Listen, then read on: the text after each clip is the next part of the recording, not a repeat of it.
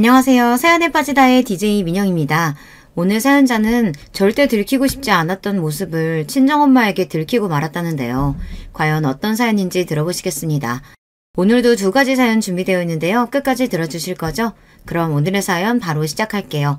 구독과 좋아요도 잊지 말고 꾹 눌러주세요. 안녕하세요. 저는 40대 유부녀입니다. 20대 때 직장에서 남편을 만나 꽁냥거리며 연애하고 결혼하고 싶어서 안달났던 게 바로 엊그제 같은데 벌써 결혼한 지도 15년이 넘었네요. 저와 남편은 변하지 않을 줄 알았습니다. 3년을 넘게 연애하면서도 한 번을 싸우지 않았기에 이 남자와 살면 평생 친구처럼 알콩달콩 살 줄 알았어요. 그런데 그게 다 제 착각이더군요. 변하지 않는 사람은 세상에 없었어요. 저와 남편도 10년을 넘게 자식 키우며 부부로 살다 보니 둘 다 변하기도 참 많이 변해버렸습니다. 저는 요즘 들어 결혼이 뭔지 자식이 뭔지 그런 거에 대해 생각이 참 많아요. 남편도 자식도 누구 하나 제 편이 되어주는 사람이 없더라고요. 여러분은 어떠신가요? 저도 15년이면 남편이랑 살 만큼 산 것 같은데 결혼한 지 20년, 30년 넘은 인생 선배님들은 남편과 크고 작은 문제들이 생길 때마다 어떻게 극복하고 계신지 너무 궁금합니다. 얼마 전까지만 해도 애들 키우느라 정신이 없어 남편과 대놓고 싸우지도 못했었는데 애들이 좀 크고 나니까 저도 예민해져서 남편이 하는 짓이 다 거슬리기 시작하더라고요. 주변에 아는 언니들은 그럴 때마다 원래 결혼한 지 10년 지나면 남편이든 자식이든 다 귀찮아지는 거라고 그러더군요. 호르몬이 원래 그런 거라고요. 저 아는 언니는 주말 부부인데 주변에서 다들 전생에 나라를 구한 거라고 너무들 부러워한대요. 그 자리에서 들을 때는 저도 깔깔 웃어댔지만 집에 돌아와서 생각해보니 좀 씁쓸하기는 하더군요. 연애할 때는 둘이 헤어지기 싫어서 부모고 뭐고 신경도 안 쓰고 결혼까지 해놓고 이제와 서로 귀찮아하는 모습이 서글프기까지 했습니다. 서글프고 속상해도 어쩌겠어요. 나이가 들면 자연스레 다들 그러는 거라고 하니 저도 자연스럽게 오는 호르몬 변화 정도로 생각했습니다. 이 정도로 살면 다 귀찮고 싫은 게 맞는다고요. 그런데 그게 아니었습니다. 저와 남편은 그럴 때라고 하며 넘기기엔 둘 사이가 너무 안 좋아도 너무 안 좋았어요. 저도 처음엔 둘 다 살기 힘들다 보니 서로 귀찮아하는 정도라고 생각했습니다. 그런데 아니었어요. 무슨 작은 일만 생겨도 서로 의견이 하나도 맞지 않았습니다. 특히나 큰딸이 사춘기가 오면서 심해졌어요. 한 번은 이런 적이 있었습니다. 큰딸이 사춘기가 와서 많이 예민해졌어요. 옷이며 머리 모양 같은 것도 본인 마음대로 하기 시작한 건 좀 됐고 최근에는 집에만 들어오면 방문을 닫고 들어갔어요. 자기 방 안에서 도대체 뭘 하는지 밥 먹을 때가 돼도 안 나오고 몇 번이나 나오라고 불러야 나왔습니다. 거기다가 밥을 먹겠다고 식탁에 앉아서도 말 한마디 안 하고 밥만 먹고 바로 들어가 버렸어요. 저는 우리 딸도 사춘기가 시작됐구나 싶어서 애써 존중해주려고 노력했어요. 주변의 선배 엄마들한테 조언을 많이 얻기도 하고 도서관에서 사춘기 관련 책도 빌려다가 봤습니다. 사춘기 때야 부모가 무슨 말을 해도 다 귀찮고 듣기 싫을 때니 입는 거나 먹는 거 정도는 알아서 하게 뒀습니다. 그런 사소한 것까지 일일이 지적하다 보면 하루 종일 쫓아다니면서 잔소리만 해야 하거든요. 그런데 남편은 아닌가 봐요. 딸이 하는 거 하나하나 다 꼬투리를 잡았습니다. 딸내미가 한여름에도 긴 바지랑 긴 팔을 입고 다녔어요. 자기 딴에는 다리랑 팔이 두껍고 살이 까무잡잡한 것도 싫어서 그러는 거라는데 아무리 더워도 정말 긴 팔 긴 바지만 입고 다니더라고요. 저도 몇 번이나 옷을 사주면서 입으라고 했지만 무슨 말만 하면 싫다고 자기가 알아서 하겠다고 하니 그냥 넘어가기로 했습니다. 그런 사소한 거 가지고까지 싸우기 시작하면 정말 하루 종일 싸워야 하거든요. 그런데 남편은 딸이 아침에 긴팔 긴 바지를 입고 나가는 모습을 볼 때마다 잔소리를 하며 언성을 높였어요. 아이, 보기만 해도 더워서 천불이 난다. 천불이 나. 다리가 굵은 게 싫으면 운동을 해서 뺄 생각을 해야지. 그렇게 가리고 다닌다고 네 다리가 바뀌냐? 안 그래도 외모에 굉장히 예민한 시기인데 굳이 외모 지적을 해가면서까지 잔소리를 하니 남편의 말에 순식간에 딸 눈빛이 바로 바뀌더군요. 이게 다 누구 때문인데? 이게 다 아빠 닮아서 까맣고 다리도 두꺼운 거잖아. 나도 엄마 닮아서 피부도 하얗고 날씬하면 얼마나 좋아. 딸인데 누구를 닮았겠어요. 큰딸은 외모부터 성격까지 남편을 그대로 빼닮아갔습니다. 어릴 때는 둘이 그렇게 사이가 좋더니만 딸에게 사춘기가 오기 시작하면서부터는 둘이 많이 부딪히기 시작했어요. 얼씨구, 누가 조영미 딸 아니랄까봐 남탓만 하고 있네. 네가 그나마 나 닮아서 키라도 큰 줄 알아. 네 엄마 닮았으면 난쟁이 똥자루만 해서 어디 명함이나 내밀었겠냐? 더군다나 남편은 가만히 있는 저를 들먹이면서까지 딸에게 기분 나쁜 소리를 해댔어요. 그러면서 한다는 소리가 말도 안 되는 소리를 권위적으로 해댔습니다. 너 밥만 먹으면 문 닫고 방 들어갔는지 꼴도 보기 싫으니까 하지 마. 앞으로 한 번만 더 아빠 집에 있는데 방문 닫고 들어가면 방문 다 뜯어버릴 테니까. 그런 줄 알아. 내 방인데 문도 마음대로 못 닫아? 문 좀 닫았다고 방문을 뜯어버리는 아빠가 세상에 어디 있냐? 공부하는 것도 아니면서 매일 음침하게 혼자 방에 들어가 있으니까 하는 소리 아냐? 암튼 앞으로 긴팔 빈바지 입고 방문만 닫아봐. 아빠 한 번 말하면 그대로 하는 사람인 거 알지? 정말로 방문 뜯어버릴 거야? 딸은 듣다 답답한지 입술이 툭 튀어나온 채로 그대로 현관문을 쾅 소리가 나게 크게 닫고는 등교를 했습니다. 저는 그 상황이 안타까워서 남편에게 한 소리 했어요. 애가 사춘기라서 좀 예민하게 구는 건데 어른이 돼서 별것도 아닌 거 가지고 왜 당신까지 예민하게 굴어. 사춘기 때야 외모에 신경 쓰이는 게 당연하지. 안 그래도 부부 사이에 거슬리는 것도 많은데 굳이 자식 문제로까지 싸우고 싶지는 않았어요. 하지만 그대로 뒀다가는 남편과 딸 사이까지 틀어질까봐 걱정이 돼서 안 나설 수가 없더군요. 그러자 남편도 가만히 있지 않았습니다. 남편은 어느 때와 같이 무조건 다 제 잘못이라고 몰아갔어요. 이게 다 당신 때문이잖아. 어릴 때부터 딸이라고 오냐오냐 키우더니만 애 새끼가 커서도 아빠 앞에서 큰 소리나 치고 버르장머리가 없어. 그게 왜 나 때문이야? 내가 돈 벌러 나가느라 애는 당신이 거의 다 키웠는데 자기가 오냐오냐 키워서 그런 거지. 그때는 큰딸이라고 예뻐서 벌벌 떨더니만 이제 와서 본인 말 안 듣고 애가 큰 소리 치니까 거슬리나 보지? 그랬어요. 딸이 태어났을 때는 첫애라 그런지 남편도 아주 예뻐서 살살 녹더니만 애가 크면서 자기 마음대로 되지 않으니 이제는 그것도 제 잘못이라네요. 또 돈 좀 벌었다고 유세는? 당신이 그런 생각 가지고 맨날 애들 앞에서 내 욕이나 하고 무시하니까 애들도 아빠를 아빠로 생각 안 하고 만만하게 생각해서 저러는 거잖아. 남편은 또 이상한 방향으로 분위기를 몰아갔습니다. 남편은 언젠가부터 자꾸만 제가 본인을 무시하고 애들 앞에서 욕을 한다고 그랬어요. 내가 언제 당신 욕을 하고 무시를 했다 그래.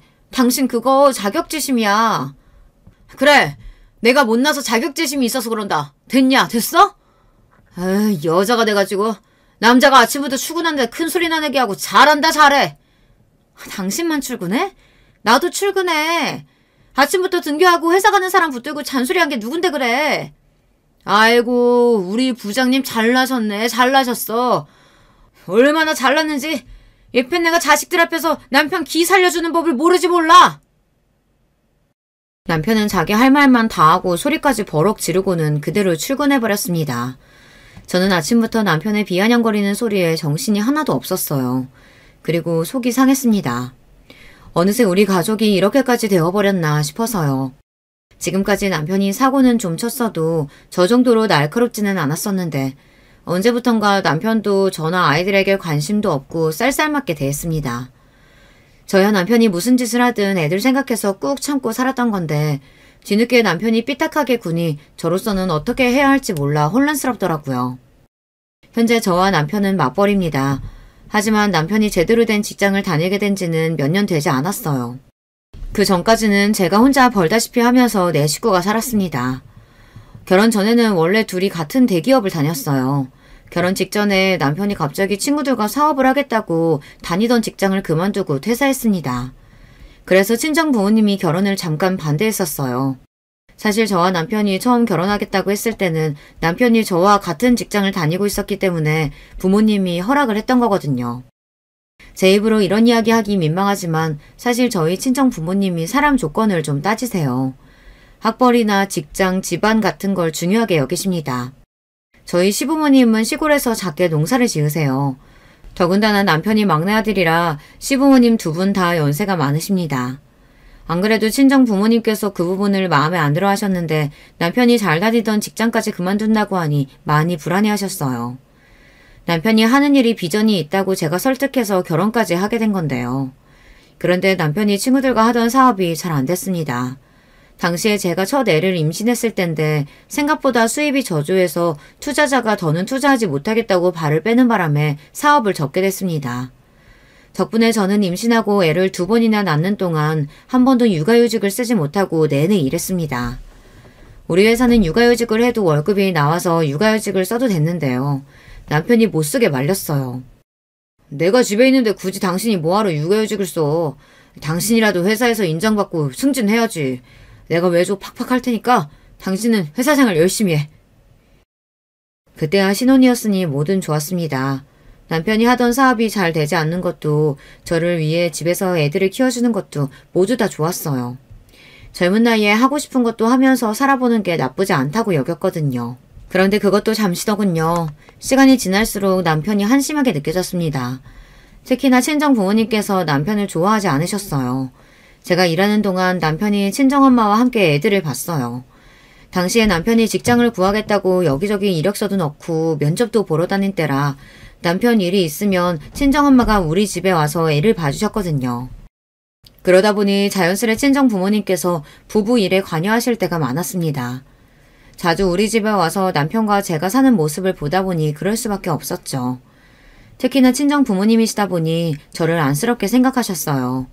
아이 낳고 며칠 쉬지도 못하고 바로 출근해서 퇴근하고 집에 돌아오면 아이까지 돌봐야 하는 제 모습이 매일 딱하다라는 말을 달고 사셨죠. 그날도 그랬어요. 주말이었던 남편이 오랜만에 친구들을 만난다고 나가서 저 혼자 애들을 보고 있었습니다. 그런데 때마침 친정 부모님께서 반찬을 주러 집에 오셨다가 저 혼자 애 둘하고 씨름하는 모습을 보게 되신 거죠. 부모님은 속상한 마음을 숨기지 않으셨어요. 평일 내내 힘들게 일하고 들어와서 주말이라도 좀 쉬어야 하는데 김서방은 또 어디 가고 너 혼자 애들을 보고 있어? 오랜만에 친구들 모임 있다고 해서 내가 다녀오라고 했어요. 김서방도 매일 애들 보느라 자기 생활도 없이 지내잖아. 친정아버지야 제 걱정해 하신 이야기였겠지만 제 딴에는 자꾸 친정 부모님께 남편이 미움받는 게 싫어 남편 편을 들었습니다. 그러자 부모님은 더 감정이 격해져서 내내 참고 있던 말까지 했습니다. 우리가 김서방더러 일하지 말고 애 보라고 떠밀었냐? 사내놈이 좀 못 났으면 일자리 하나 못 구해서 집에서 애나 보고 있을까? 진작 가장구실을 했어봐. 사내놈이 주말에 마누라 눈치 보면서 외출하나? 아유 말해 뭐해. 내 딸년이 못난 거. 결혼할 사람은 무조건 집안이 좋던지 본인 능력이 있어야 한다고 그렇게 결혼하면 안 된다고 뜯어말렸는데도 고집 피우고 결혼한 걸. 만나도 꼭 어디서 백수 같은 놈을 만나서 생고생을 하고 있어. 결혼 전부터 친정 부모님은 남편을 마음에 들어하지 않으셨으니 결혼한 이후에도 남편이 하는 행동을 모두 다 싫어했어요. 그러다 보니 제가 남편에게 불만이 있거나 화가 나는 일이 있어도 친정 부모님께는 말씀을 드릴 수가 없었습니다. 어차피 부모님이 뜯어 말리는 결혼을 한 건 저니까요. 부모님은 저를 세상에서 제일 답답해 하시면서도 불쌍해 하셨어요. 그럴만 했던 게 제가 애들 낳고 몸무게가 거의 10kg나 빠졌어요. 남들은 애 낳으면 다들 살쪄서 고민이라는데 저는 오히려 살이 너무 빠져서 걱정이었습니다. 만날 때마다 얼굴이 점점 더 안 좋아지니 걱정을 안 할 수가 없었죠. 그러게 육아휴직이라도 좀 하라니까. 뭐가 그렇게 마음이 급해서 애 낳자마자 일을 하겠다고 나가. 설마 김서방이 나가서 일하라고 시키든? 아니야. 엄마도 알잖아. 나 일 욕심 많은 거. 회사에서 중요한 시기라 오히려 김서방이 나 생각해서 외조해주는 거야. 외조는 무슨? 가장이라는 의미 착실하게 회사에 붙어서 처자식 먹여 살릴 생각은 안 하고 사업이니 뭐니 쓸데없는 짓만 하고 다니니까. 그러니까 네가 회사를 악착같이 다니는 거지? 아빠는 안 봐도 다 알아. 제가 아무리 남편 입장에서 편을 들며 이야기를 해도 부모님은 들어주시지 않았습니다. 오히려 제가 남편 이야기를 하면 할수록 역효과였어요. 부모님은 남편을 미워하면 미워할수록 저를 챙겨주셨어요. 그날도 혼자 애 둘을 보고 있는 저를 그냥 두고 가실 수가 없었는지 친정 부모님께서 애들 보는 것을 도와주시고 맛있는 음식도 사주고 가셨습니다. 게다가 친정 부모님은 오실 때마다 항상 생활비를 넉넉하게 주고 가셨어요. 저도 돈 많다고 해도 꾸역꾸역 주고 가셨죠. 남편이 돈 못 번다고 괜히 아끼고 살지 말고 필요한 거 있으면 엄마나 아빠한테 말해. 우리가 자식이라고 너밖에 없는데 너 힘들게 주겠어? 엄마 아빠 마음이야 내가 제일 잘 알지. 근데 나 정말 괜찮아. 김서방도 잘하려고 노력하고 있으니까 제발 조금만 더 예쁘게 봐주세요. 결혼 전에는 저만 생각하고 저를 위해서라면 뭐든 해주시는 부모님이 너무도 든든했어요. 하지만 남편이 생기고 나서는 부모님께 받기만 하던 제가 부끄럽고 초라하게 느껴졌습니다. 저도 언제나 부모님께 든든하고 믿음직한 자식이고 싶은데 제 배우자가 부모님 성에 차지 않다 보니 항상 저는 부족한 자식이었어요. 그런 점이 부모님께 죄송하고 너무 싫었습니다. 그러다 보니 자연스레 부모님께 남편 이야기를 안 하게 되고 남편에게 불만이 있어도 참게 되더라고요. 무엇보다 남편은 제가 선택한 사람이니 제 선택에 책임지어야 한다고 생각했습니다. 그런데 이게 살다 보니 은근 스트레스더군요. 신혼 때나 불만이 있어도 참아지는 거지 저도 나이가 들고 결혼 생활이 좀 되니 남편에게 이런저런 불만이 생겼습니다. 특히나 남편의 밑도 끝도 없는 사업병이 저를 가장 힘들게 했어요. 흔히들 어른들이 남자 중에 술, 낚시, 여자 좋아하는 놈은 만나지 말라고 한다지만 제가 보기엔 사업병이 제일 문제예요. 남편은 조금만 꼬시면 최면에 걸린 사람처럼 홀라당 넘어가서 정신 못 차리고 집안을 거덜나게 하는 데는 최고였습니다. 술이야 몸 아프면 못 먹고 낚시나 여자는 돈 없으면 못하지만 사업병은 돈이 없어도 남의 돈이라도 빌려서 덤비니까 더 큰 문제입니다. 제 남편이 그랬어요. 당시에 애들이 둘 다 초등학교에 다닐 때였는데 저는 바보처럼 남편이 정신을 좀 차렸는지 알았어요. 한동안 잠자코 직장에 열심히 다녔거든요. 식당에서 쓰는 키오스크 같은 기계를 개발하는 회사였는데 몇 년 성실하게 다니는 것 같았어요. 그러던 어느 날이었습니다. 웬일로 남편이 며칠 휴가라고 집에 있더라고요. 남편도 오랜만에 쉬는 거라 저도 휴가를 맞춰 애들하고 어디 놀러라도 다녀오려고 했습니다. 그런데 제가 며칠 여행이라도 가자고 해도 남편은 들은 채도 안 하고 잠만 자더라고요. 내내 둘 다 바빠서 애들 데리고 물놀이도 한번 못 갔다 왔는데 가까운 계곡이라도 갔다 올까? 휴가철이라 어디 가나 사람 많을 텐데 계곡은 무슨 계곡이야. 아, 나 너무 피곤해. 그냥 좀 쉴래. 남편이 자상한 성격은 아니어도 원래 물놀이라면 자다가도 일어날 정도로 물을 좋아하는 사람이 웬일로 아무데도 가고 싶지 않다고 짜증을 내더라고요. 처음엔 저도 이 사람이 피곤해서 그런가 보다 했죠. 그런데 며칠 지켜보다 보니 뭔가 평소와 달랐습니다. 뭔가 피하는 게 있는 사람처럼 전화가 와도 안 받고 잠만 자더라고요. 여자의 촉이란 게 참 이상합니다. 그냥 피곤해서 자는 걸 수도 있는데 이상하게 남편 행동 하나하나가 걸리더라고요. 얼마 전부터 뭔가 쫓기는 사람처럼 정신없이 굴지를 않나 집에 와서도 핸드폰만 보고 있는 게 아무래도 마음에 걸렸어요. 저는 남편이 자는 사이 몰래 핸드폰을 가지고 나와 남편 핸드폰을 확인했습니다. 그런데 역시나 제 촉이 맞았습니다. 이 인간이 또 헛짓거리를 했더라고요. 핸드폰에 부재중 전화가 수두룩했고 어떻게 된 일이냐고 묻는 메시지가 잔뜩 쌓여 있었어요. 저는 순간 겁이 나서 그대로 남편 핸드폰을 꺼버렸어요. 남편이 내내 숨기고 있던 진실을 제가 알게 되는 게 더 겁이 나서요. 어차피 저에게 숨기고 있는 걸 이대로 모르는 채 넘어가는 게 더 낫겠다 싶었습니다. 그런데 그때 집 초인종이 울렸어요. 누군가 찾아왔습니다. 거기다가 뭐가 그렇게 급한지 초인종을 다급하게 여러 번 눌렀어요. 저는 놀라서 문을 열고 나갔습니다. 그런데 그때였어요. 현관문이 열리자 남편의 대학 때 친구가 저를 밀고 집 안으로 들어왔습니다. 지수씨, 형구 이 자식 어디 있어요? 집에 있죠? 갑자기 찾아와서 왜 그러세요? 무슨 일 있어요? 밖에서 들리는 소란에 안방에서 자고 있던 남편이 누구냐고 눈을 비비며 다가왔습니다. 그 순간 남편 친구가 다짜고짜 남편에게로 달려들었어요. 그러더니 덥석 멱살부터 잡더군요. 너 이 새끼 남의 돈 가져다가 다 날려놓고 지금 잠이 오냐? 너 그 돈 무슨 돈인 줄 알아? 우리 아버지 사망 보험금이야 이 자식아. 내가 형제 모르게 빼돌린 돈이라고. 무조건 배로 불려야 한다고 했잖아. 근데 이 사기꾼 새끼가 감히 그 돈을 날려? 저는 남편 친구의 아우성에 놀라 잠시 비틀거렸습니다. 남편이 친구 아버지 사망보험금을 투자받아 사업을 하다 잘못됐나 보더라고요. 잠깐 들은 것만으로도 남편이 무슨 짓을 저지른 건지 알 것 같아 심장이 터질 것처럼 빠르게 뛰었습니다. 내가 분명히 말했잖아. 잘 되면 2배, 안 되면 한 푼도 못 거칠 수 있다고. 네가 좋다고 투자할 때는 언제고 이제 와서 내 탓이야. 뭐야 이 자식아? 네가 그러도 그 친구야? 네가 그러면 어떡해? 난 이제 어떡하냐고. 우리 어머니랑 형들 얼굴 어떻게 봐? 네 돈도 아니면서 왜 난리야. 너도 형들 모르게 너희 엄마한테 뺏은 돈이잖아. 어차피 아무도 모르는 돈인데 지금까지처럼 비밀로 하면 되지 뭐가 문제야. 남편의 행동에 저는 혀를 내둘렀습니다. 아무리 궁지에 몰렸어도 그렇지 사람이 어떻게 저렇게까지 뻔뻔하게 굴 수 있는 건지 모르겠어요. 뭐야? 너 말 다 했어? 내가 너 가만히 안 둘 거야. 내가 너 사기죄로 고소하고 깜빵 가게 할 거야. 알았어? 돈 문제 엮이면 원래 친구고 뭐고 그런 거 없는 거야. 네가 그런 소리 하니까 기가 찬다 기가 차. 너야말로 투자한 거 대박 났으면 너희 형들한테 돈 나눠줬겠냐? 처음부터 아버지 보험금 자기 혼자 꼴깍하려고 했으면서 네가 무슨 권리로 나한테 사기꾼이라 그래.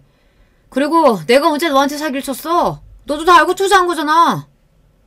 남편과 남편 친구는 가관도 이런 가관이 없었습니다. 애들도 있는 앞에서 서로 멱살을 잡고 서로 가만 안 두겠다며 소리를 질러댔어요. 저도 더는 봐줄 수가 없어 둘을 말렸습니다. 그러고는 남편 친구부터 진정시켜 돌려보냈어요. 저도 처음 듣는 이야기라 이게 무슨 상황인지 모르겠어요. 제가 애들 아빠한테 이야기 들어보고 어떻게든 해결할 테니까 그만하시고 돌아가세요. 애들도 보고 있는데 이러면 안 되는 거잖아요. 재수씨도 나한테 이러는 거 아니에요. 내가 둘 결혼하고 애들 낳을 때마다 얼마나 챙기고 잘했는데 나를 속여요. 나 오래 못 기다려요. 다음 주까지 내 돈 정리 안 해주면 저 새끼 고소할 거니까 그런 줄 알아요.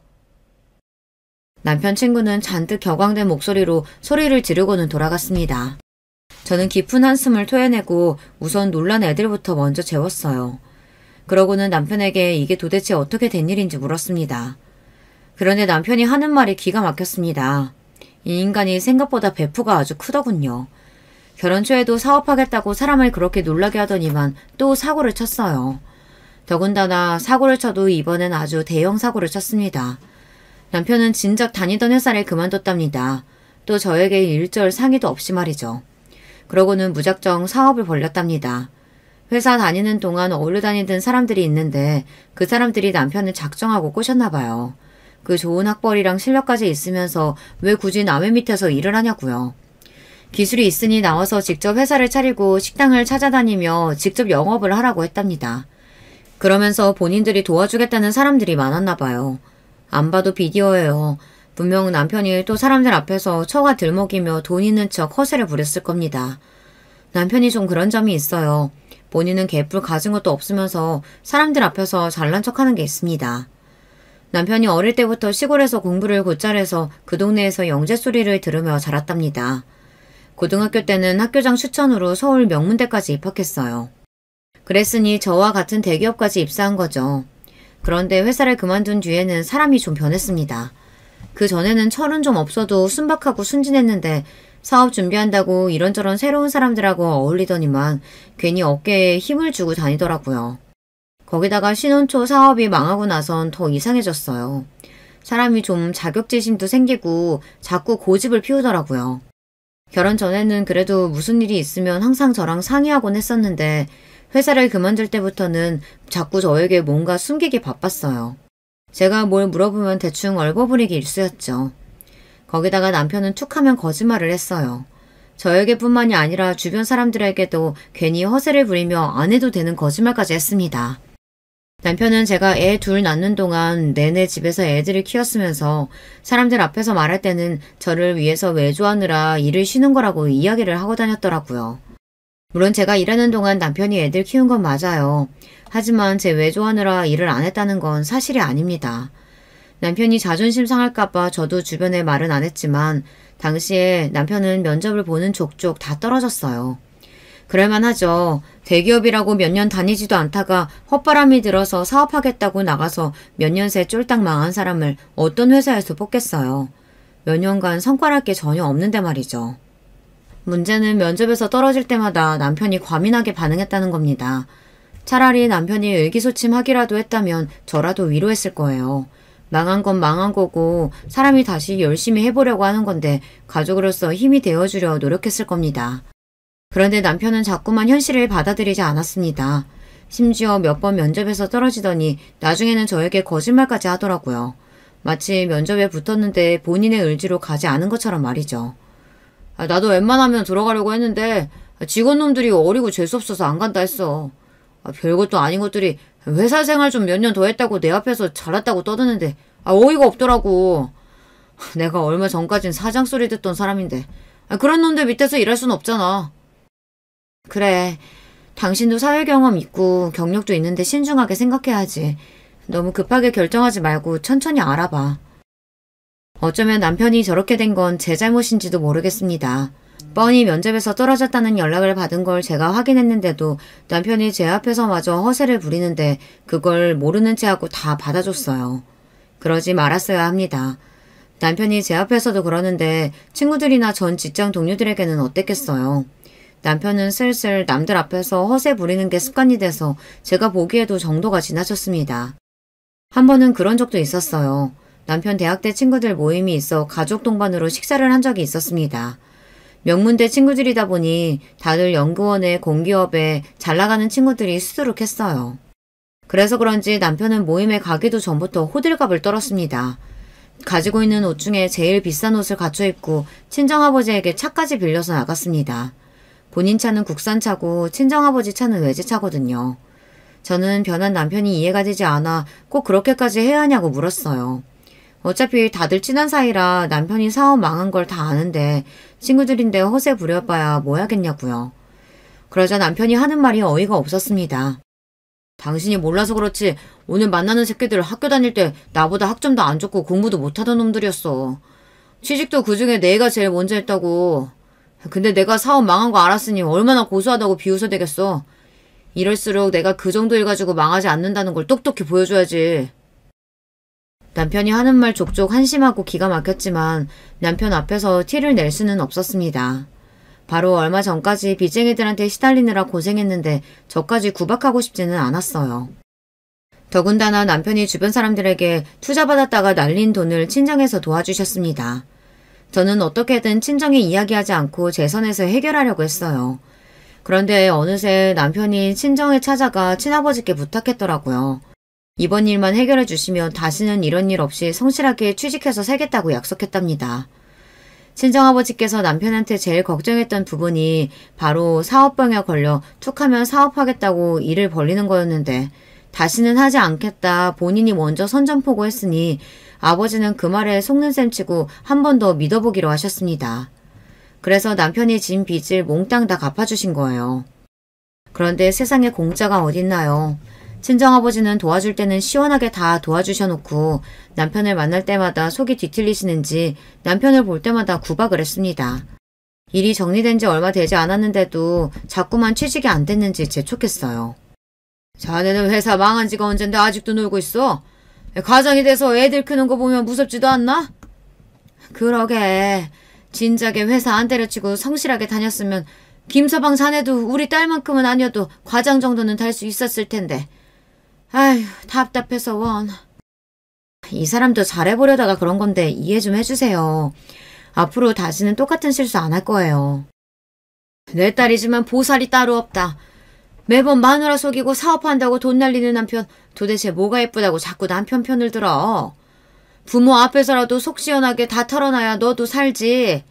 너 자꾸 그렇게 참다가 속변 난다? 친정 부모님 마음이야 저도 100번 이해합니다. 남편이라고 매번 잘못하는데 제 속이 말이 아닌 거 부모님으로선 당연히 다 아시겠죠. 하지만 제가 남편 편을 안 들어주면 누가 남편 편을 들겠어요. 미우나 고우나 내 사람인데 내가 챙겨야죠. 장인어른 장모님, 제가 정말 멍청했어요. 저라도 저 같은 사위 미울 거예요. 다시는 이런 실수 안 할 테니까 제발 한 번만 더 믿어주세요. 남편의 말에도 친정부모님은 행여나 그러겠다라는 표정으로 남편을 한심하게 바라봤습니다. 그럴 때 보면 저는 남편이 얼마나 자존심도 상하고 속상할까 싶어 안쓰러워요. 그래서 친구들을 만날 때만큼은 남편의 장단에 맞춰주려고 노력했습니다. 그런데 남편의 정도가 심해도 너무 심했어요. 친구들과의 식사 자리에서 내내 되지도 않은 허세를 부리더라고요. 저희가 아버지한테 빌려온 차를 자기 차라고 이야기하질 않나. 저희가 사는 아파트가 20억이 넘는다고 하질 않나. 아주 혼자 신이 나서 허풍을 떨었어요. 거기다가 1차에 연구원 친구가 밥값을 냈는데 남편은 그게 또 거슬렸나 봐요. 2차로 간 와인바에서 갑자기 남편이 쏘겠다고 오바를 하더라고요. 뻔히 남편 사정을 아는 친구들은 아니라고 모임비에서 내면 된다고 말렸지만 남편은 친구들이 그러면 그럴수록 더 난리를 쳤습니다. 끝까지 본인이 쏘겠다고 우겼어요. 야, 너희 나 사업 좀 망했다고 그러는 거야? 나 그 정도 가지고 안 망해. 봐, 우리 와이프 대기업 과장에다가 우리 장인어른 강남에서 알아주게 잘 나가는 거 다들 알잖아. 우리 장인어른 사업에 비하면 내가 하던 사업은 취미활동이나 다름없지. 뭐 우리 장인어른이 나 말고 누가 있냐? 자식이라고는 나랑 아내밖에 없는데 그 많은 재산 다 우리 거지. 이 정도는 내가 충분히 사고도 남으니까 다들 편하게 시켜. 오늘은 내가 쏜다. 남편 말에 친구들도 다들 믿는 눈치였어요. 그러면서 다들 하는 말이 남편에게 부럽다고 했습니다. 아이, 부럽다 이 새끼야. 나도 부자 처가 있었으면은 아마 와이프랑 장인 장모님한테 매일 절하면서 살 거야. 친구들이 부러워하자 남편은 금세 또 기고만장해져서 술을 연거푸 들이켰어요. 그 모습에 저만 기막혀서 이런 자리 괜히 따라왔구나 싶었습니다. 남편 기 한번 살려주려다가 제 스트레스 지수만 높아졌어요. 남편 말이 다 틀린 건 아니에요. 친정부모님에게 자식이라고는 저 하나뿐이니 저랑 남편만 있는 건 맞습니다. 하지만 친정아버지께서 지금까지 단 한 번도 저나 남편에게 하시는 사업이나 재산을 물려주겠다고 언질도 주신 적이 없어요. 아버지께서 연세가 젊으시기도 하고 굉장히 건강하세요. 더군다나 주변에 일 잘하는 임원들이랑 직원들도 많습니다. 저나 남편에게 조금도 관심이 없으신데 남편이 혼자 김칫국을 마시는 모습을 보니 괜히 꼴보기 싫더군요. 제 성격상 확실히 하는 게 좋을 것 같아 며칠 뒤 남편에게 왜 친구들 앞에서 그런 소리를 했냐고 물어봤어요. 그러자 남편이 하는 소리가 기가 막히더군요. 에이, 내가 무슨 김칫국을 마셔. 장인어른이 아무리 내 앞에서 차갑게 구셔도 당신이라면 벌벌 하시는데 설마 우리 망하는 꼴 보고도 가만히 계시겠어? 내가 망하면 당신도 망하는 건데 내가 능력이 없는 것도 아니고 명문대 나온 대기업 출신인데 차차 회사로 따로 부르시겠지. 남편은 착각하고 있었어요. 저는 남편의 호들갑에 두 손 두 발 다 들었습니다. 귀만 얇은 게 아니라 사람이 참 가볍고 철딱서니가 없어요. 남편처럼 경솔한 사람에게 도대체 누가 믿고 회사를 맡기겠습니까? 제가 우리 친정 아버지를 잘 아는데 절대 남편을 회사로 부를 생각이 없으신 거거든요. 부를 거였으면 진작에 부르셨을 거예요. 저는 굳이 제가 말해봐야 소용없을 것 같아 말을 아꼈습니다. 그때부터였을 거예요. 남편이 친정에 갈 때마다 대놓고 친정아버지 앞에서 알랑뱅귀를 끼며 잘 보이려고 했어요. 친정아버지에게 연세도 있으신데 출퇴근하기 힘드시지 않냐, 본인이 도와드릴 건 없냐 하면서 귀찮게 했어요. 그럴 때마다 아버지는 남편에게 단호하게 말씀하셨습니다. 우리 회사가 대기업은 아니어도 어머니 다들 공부하고 면접 봐서 들어온 사람들인데 내 사회라고 덥석 그 위에 앉힐 순 없지. 우리 회사에 관심 있으면 자네도 정식으로 면접 봐서 들어와. 그게 아니면 나한테 실력을 좀 보여주던지. 아이고, 직장 생활도 제대로 안 하고 사업 2번이나 말아먹은 사람한테 뭘 믿고 회사를 맡겨. 남편은 가만히 있으면 그나마 중간은 갈 텐데 항상 친정부모님 앞에서 입을 촐싹거리니 굳이 안 들어도 될 말까지 항상 들었습니다. 그런 일이 있을 때마다 남편은 집에 돌아와서 괜히 저에게 투덜거렸어요. 사람이 살다 보면 실수도 하고 실패도 하면서 배우는 거지. 하나뿐인 사위한테 꼭 그렇게 매정하게 구셔야 돼? 엄마 아빠가 다 우리 걱정해서 해주신 말씀이야. 이번에 면접 본 회사는 착실하게 좀 다녀봐. 그럼 또 알아? 아버지가 인정해 주실지? 그깟 코딱지만한 회사가 내가 들어가주면 감사합니다 해야지. 내가 잘할 게 뭐 있어. 말은 그렇게 해도 남편은 이번에 입사하게 된 회사는 착실하게 잘 다니는 것 같았어요. 남들보다 출근도 빨리 하고 자진해서 야근도 하는 것 같더라고요. 저는 이제야 좀 남편도 정신을 차렸나 보다 했습니다. 그러던 어느 날이었어요. 세상에 믿을 놈 하나 없다, 머리 검은 짐승은 거두는 게 아니다 등등 이런 말들은 저랑 상관없는 이야기인 줄 알았습니다. 남편이 생각이 모자라서 사람들 앞에서 허세를 부리고 철이 없어서 돈 실수를 한 적은 있어도 다른 일로 제 속을 뒤집어 놓은 적은 없었거든요. 그런데 살다 보니 이제는 말도 한다는 일로 사람을 미치게 하더군요. 그날도 어김없이 애들과 실랑이를 벌이며 학교에 보내고 출근을 했습니다. 첫째 딸은 사춘기에 막내 아들은 사고뭉치에 하루도 마음 편할 날이 없는 와중에 친정엄마에게 다급한 목소리로 전화가 걸려왔어요. 너 지금 어디야? 회사야?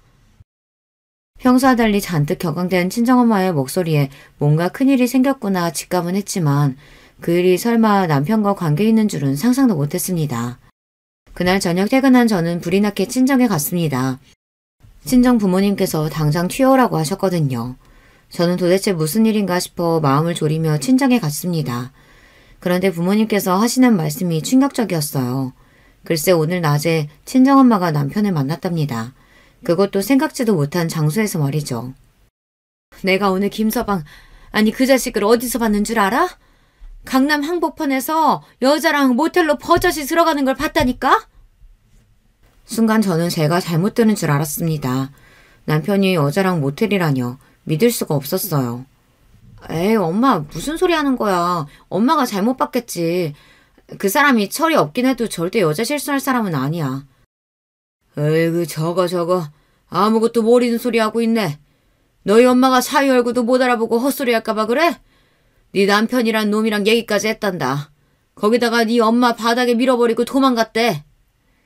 저는 누군가 제 머리를 세게 한 대 친 줄 알았어요. 그 정도로 머리가 띵하고 눈앞이 까마득해졌습니다. 이야기는 이랬습니다. 친정엄마가 모임이 있어 친구분들과 식사를 하러 나갔는데 식당 근처가 다 모텔촌이었나 봐요. 친구분들이랑 대낮에도 모텔 주차장에 차가 가득하다고 농담을 하며 지나가는데 글쎄 익숙한 차 한 대가 들어가는 게 보였답니다. 분명 제 남편의 차였대요. 우리가 사준 차인데 그 차를 내가 잘못 볼 리가 있어? 차 번호까지 내가 다 외우고 있는데. 그랬습니다. 남편이 전에 타고 다니던 차가 애들도 커서 작은 것 같다고 하도 궁시렁거리는 바람에 부모님께서 최근에 새로 사주신 거예요. 남편은 그 와중에도 외제차 노래를 불렀지만 친정아버지께서 남편 수준의 무슨 외제차냐고 국내 세단으로 새로 사주셨습니다. 새 차를 뽑았을 때도 남편은 친정에서 사주신 고마움도 모르고 외제차가 아니라고 투덜거렸어요.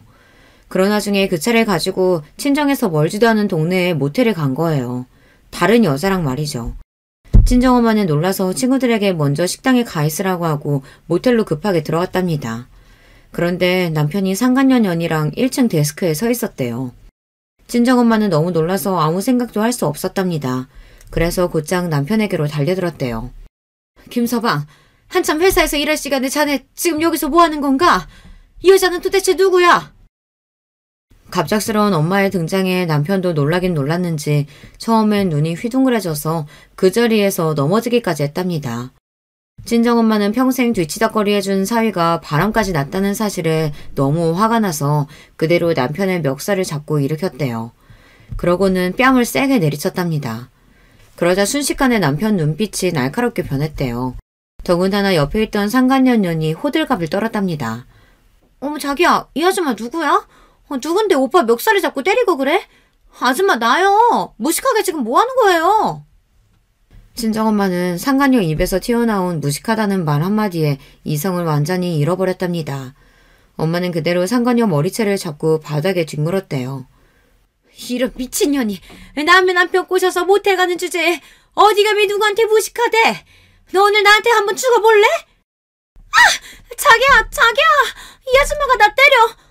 살려줘! 나 머리 다 뽑힐 것 같아! 그때였습니다. 여자한테 미치면 처자식도 버리고 부모 형제도 모른다더니만 남편이 딱 그 짝이었어요.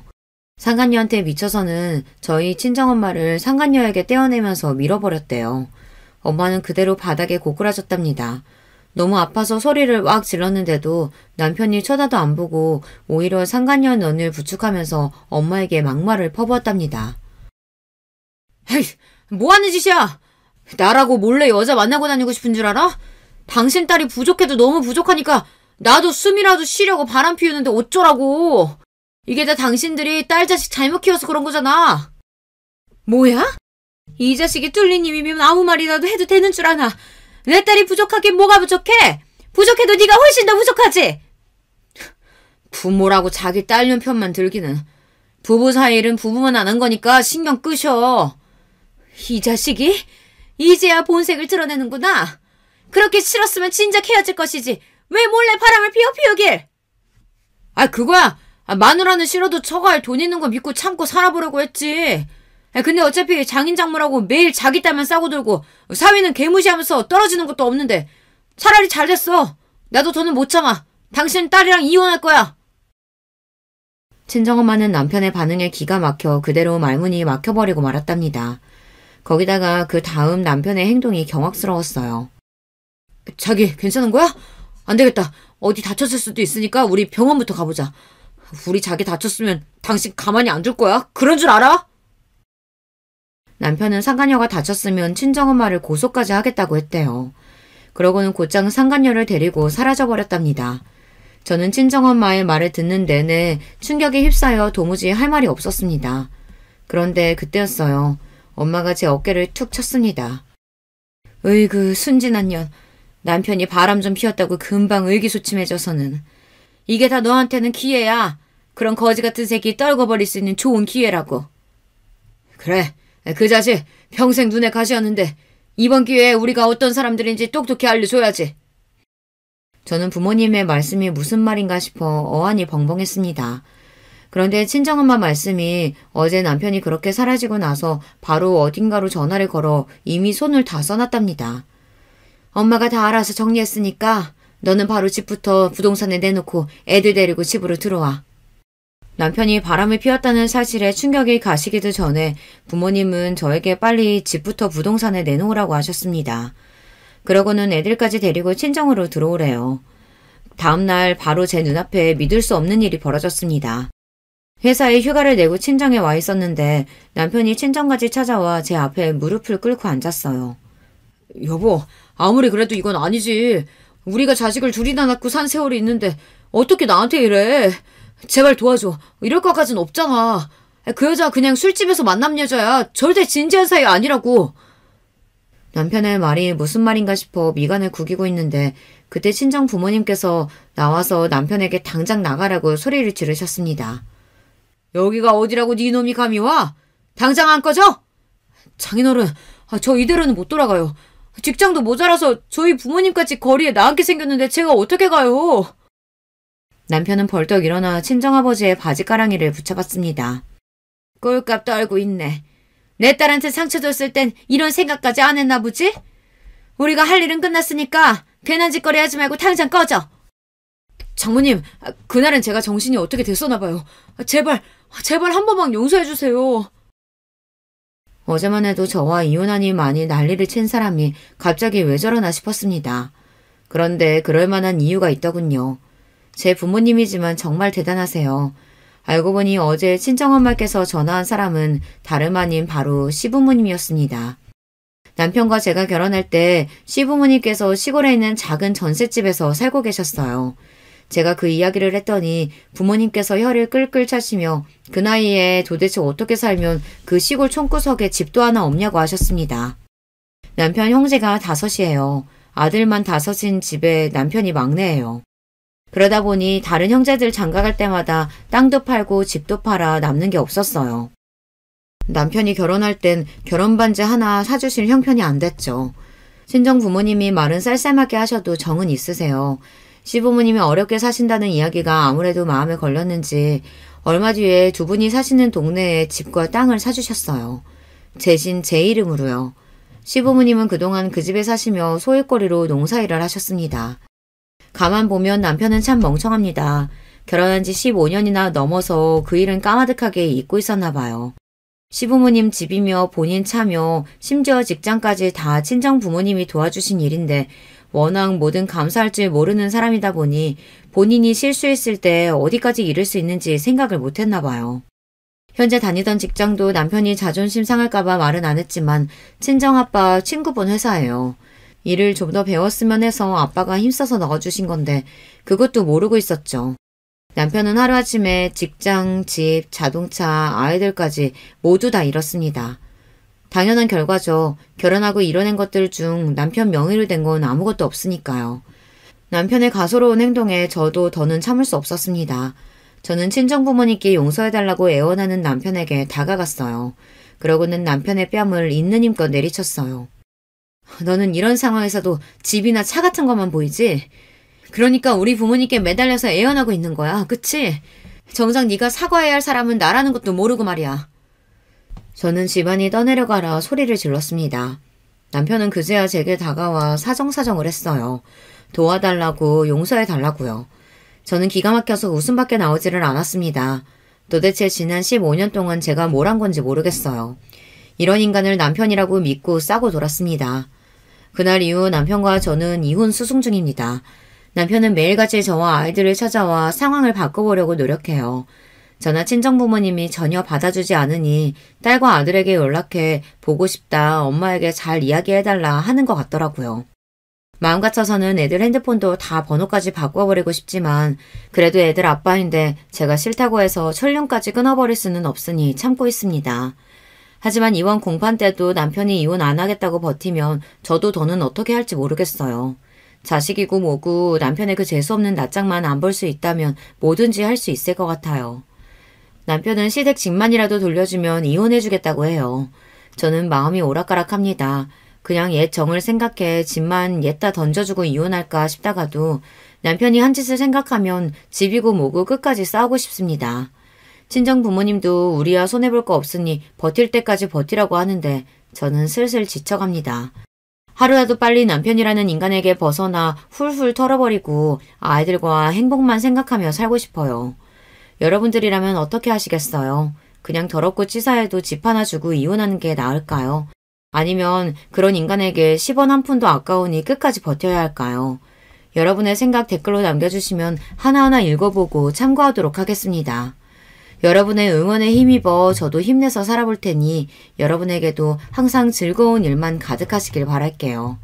끝까지 저의 인생 이야기 들어주셔서 감사해요. 여러분, 두 번째 사연 시작하기 전에 좋아요, 구독 꼭 눌러주실 거죠? 그럼 두 번째 사연 바로 시작합니다. 여러분 반갑습니다. 저는 서울에서 남편과 같이 아들 둘을 키우는 40대 여자입니다. 일하다 힘들면 유튜브로 사연 듣는 게 제 취미인데요. 이번에 우리 가족에게도 놀라운 일이 발생해서 이렇게 제보했습니다. 제가 살아온 인생도 절대 평범한 편은 아니거든요. 근데 얼마 전에 일어난 일도 전혀 평범하지 않아요. 남편하고 얘기하다 이런 얘기는 우리만 알고 있기 아쉬워서 제보하게 됐습니다.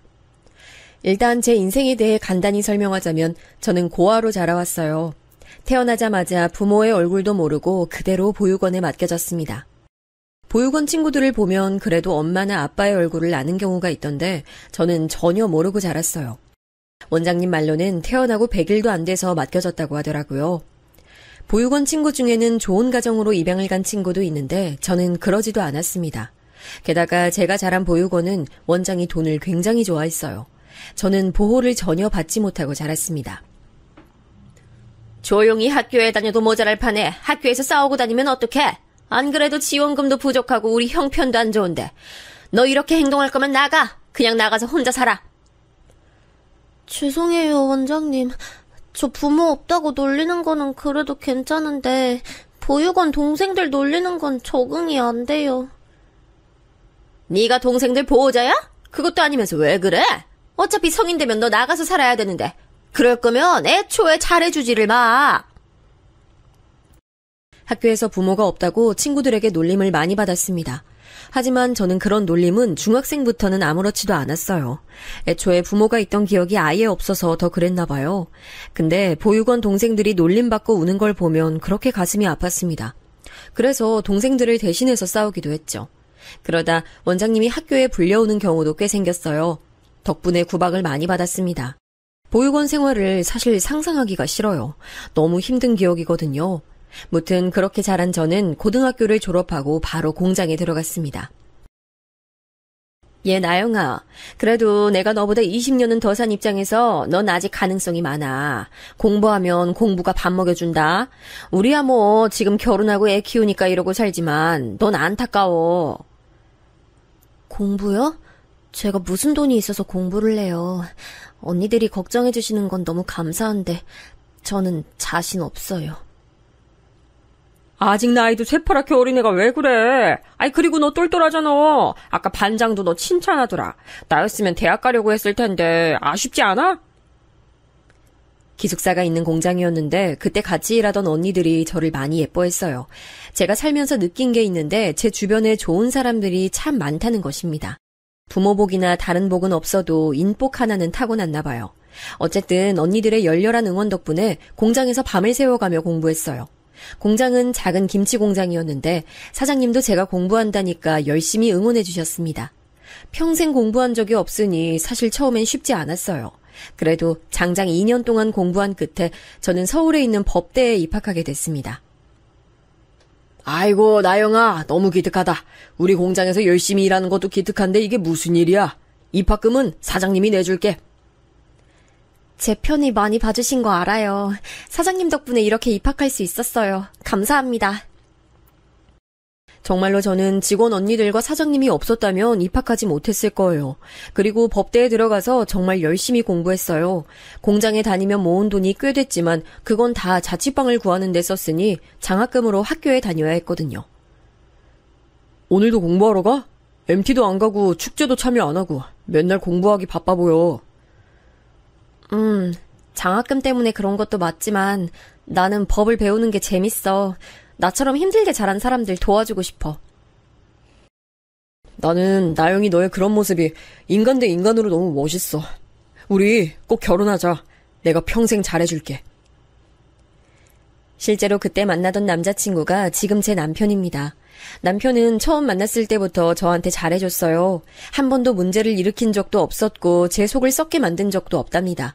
이런 남편의 됨됨이는 사실 연애할 때 시어머니를 보고 알게 됐어요. 시어머니와 저의 첫 만남은 남편의 군대 수료식 날이었습니다. 어머, 진수 여자친구 맞죠? 얘기 많이 들었는데 어쩜 생각보다 훨씬 예쁘고 차분하네. 우리 진수 잘 부탁드려요. 만약 무슨 잘못하면 나한테 먼저 얘기해요. 안녕하세요, 어머님. 말씀 편하게 해주세요. 진수도 저한테 매우 잘해줘요. 시어머니는 인상 자체가 선한 분이셨어요.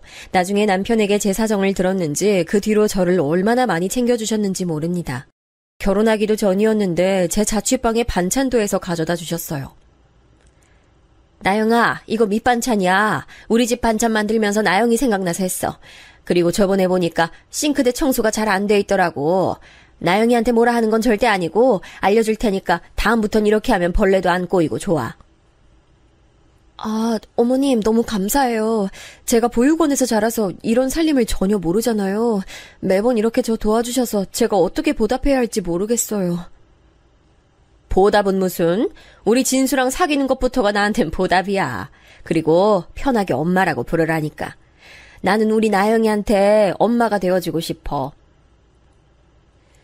전날 시어머니가 집에 가신 후 얼마나 울었는지 몰라요. 가족의 사랑을 전혀 받은 적이 없던 저라 시어머니는 저에게 선물 같은 분이셨어요.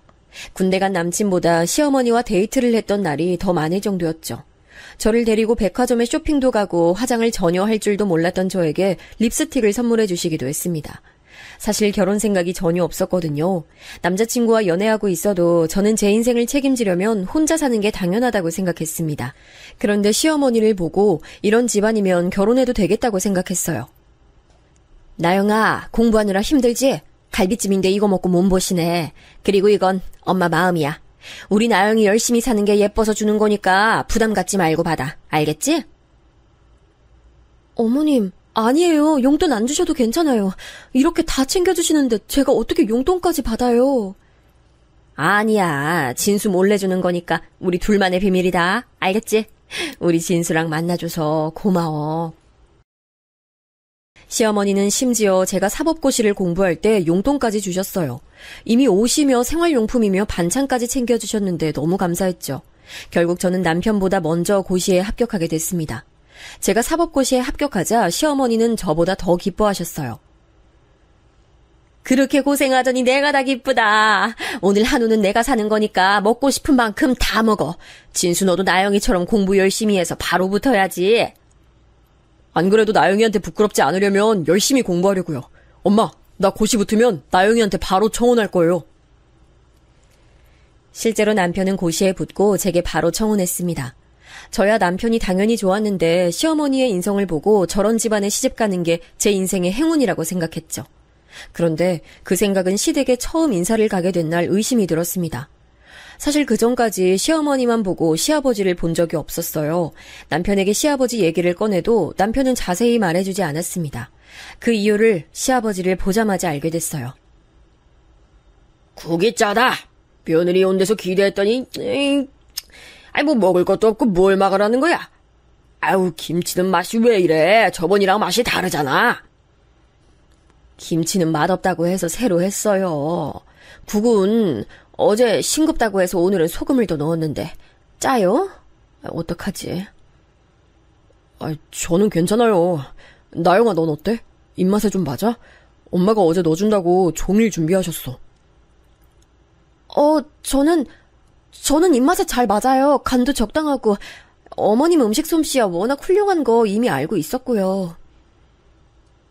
지금 너희끼리 짜고 날 무시하는 거야? 내가 그렇다는데 지금 무슨 소리를 하는 거야? 됐어! 다 내 집에서 나가! 며느리 들어온 데서 좋아했더니 그럼 그렇지. 너희끼리 편먹고 나 따돌리고! 저는 너무 당황해서 숟가락을 들고 남편을 쳐다봤어요. 남편은 화가 났는지 얼굴이 빨개진 채로 시아버지를 째려보고 있었습니다. 시어머니는 중간에서 당황하신 상태였어요.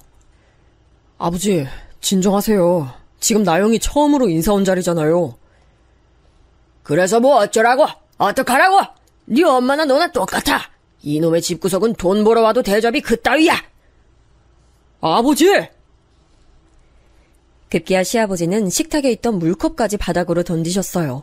시어머니가 놀라서 주방에서 행주를 가져와 닦기 시작했습니다. 저는 너무 놀라서 심장이 멎는 줄 알았어요. 제가 사실 어릴 때 자랐던 보육원 원장님이 시아버지와 성격이 똑같았거든요. 그래서 시아버지가 소리 지르는 걸 보고 원장님 생각도 나면서 너무 무서웠습니다.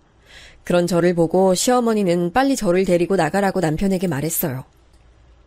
진수야, 엄마 괜찮아. 나영이 놀랐겠다. 빨리 데리고 나가.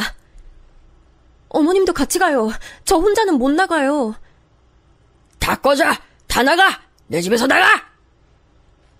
시아버지는 급기야 식탁에 있던 다른 그릇들도 던지기 시작했어요. 시어머니가 저를 위해 열심히 준비했다고 하는 음식들이 다 밑으로 떨어지기 시작했죠. 그 모습을 보고 너무 속상해서 눈물이 났습니다. 그래서 시어머니의 손을 잡고 무작정 밖으로 나왔어요. 마침 제가 대학에 오면서부터 계속 자취해서 갈 곳이 있어 다행이었습니다. 나영아, 놀랐지? 미안하다. 그 양반이 원래는 안 그래. 근데 가끔 저렇게 감당 안 될 정도로 화를 내더라고. 아유, 이런 모습 보여주고 싶지 않았는데 당황했겠다. 저보다 어머님이 걱정이죠. 설마 원래 저러셨어요? 저는 상상도 못했어요. 진수가 저한테 그런 말은 전혀 해준 적이 없어서. 아버지가 집 명의자고 또 월급을 가져오니까 내가 이렇게 자리 잡기 전까진 경제적인 이유 때문에 눈치를 볼 수밖에 없었어. 그동안 나도 공부하느라 엄마를 도와줄 수도 없었지. 엄마, 이제 이혼해요. 그동안 너무 참았어.